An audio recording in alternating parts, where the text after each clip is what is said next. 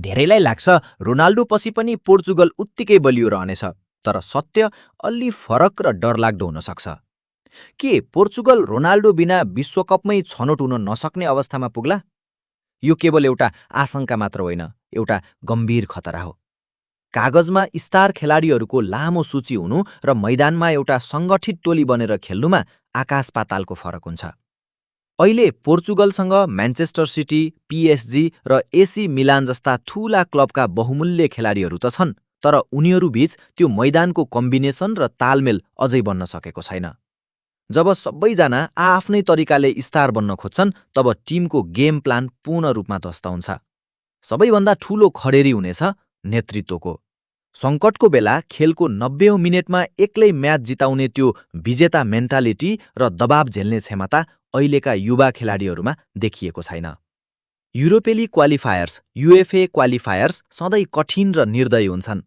यदि रोनाल्डोले छाड्ने बित्तिकै टिममा यो भद्रगोल कायम रह्यो भने पोर्चुगल सोझै फिफा वर्ल्ड कपमा छनौट हुन नसकेर छटपटाउने स्थितिमा पुग्नु कुनै नौलो कुरा हुने छैन। फुटबलको इतिहास साक्षी छ, केवल नाम चलेका खेलाडीहरू भेला पार्दैमा कुनै पनि टिम महान बन्दैन। इतिहासका ठूला ठूला टोलीहरू कम्बिनेसनको अभावमा ध्वस्त भएका उदाहरण प्रशस्तै छन्। सन् 2000 को दशकको बेल्जियमको गोल्डेन जेनेरेसनलाई हेरौँ। Eden Hazard, Kevin De Bruyne, Romelu Lukaku र भिन्सेन्ट कम्पनी जस्ता विश्वस्तरीय खेलाडीहरू हुँदाहुँदै पनि उनीहरूले कुनै पनि ठूलो ट्रफी जित्न सकेनन्। कारण मैदानमा एउटा सामूहिक टिमभन्दा बढी उनीहरू व्यक्तिगत प्रतिभामा निर्भर थिए। पोर्चुगल अहिले ठ्याक्कै त्यस्तै खतरनाक मोडमा उभिएको छ।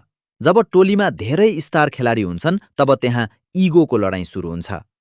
आजको पोर्चुगल टिमलाई हेर्ने हो भने म्यान्चेस्टर सिटीबाट खेल्ने बर्नार्डो सिल्भा, म्यान्चेस्टर युनाइटेडका कप्तान ब्रुनो फर्नान्डेज, एसी मिलानका विङ्गर राफेल लियाओ र पिएसजीका मिडफिल्डर भिटिन्या सबैजना आआफ्नो क्लबका मुख्य खेलाडी हुन्।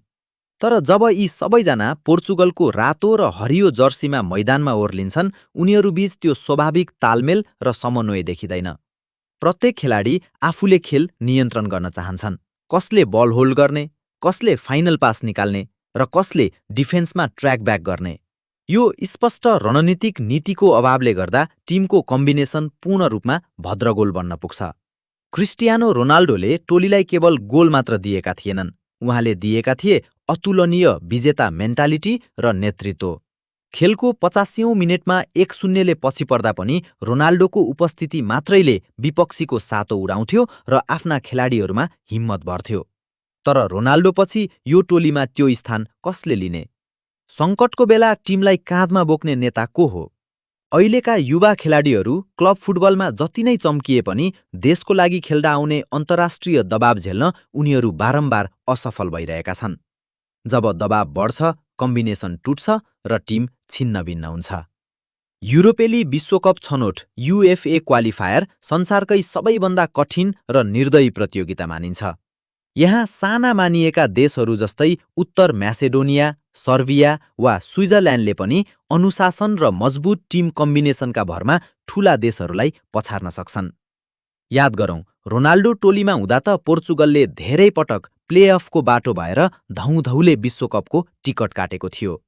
अब विचार गर्नुहोस्, यदि रोनाल्डो जस्ता म्याच विदर नै नहुने हो र टिमको कम्बिनेसन यसरी नै बिग्रिने हो भने पोर्चुगललाई युरोपका सङ्गठित टिमहरूले सजिलै रोक्न सक्नेछन्। आधुनिक फुटबल व्यक्तिगत कलामा भन्दा पनि सिस्टम र कम्बिनेसनमा चल्छ। यदि पोर्चुगलका प्रशिक्षकले यी स्टार खेलाडीहरूलाई एउटै सूत्रमा बाँध्न सकेनन् भने उनीहरूको अवस्था मेस्सीभन्दा अगाडिको अर्जेन्टिना वा विगतको इटाली जस्तै हुन सक्छ, जसले 4 पटकको विश्व विजेता भएर पनि लगातार 2वटा विश्वकपमा छनौट नै हुन सकेको थिएन।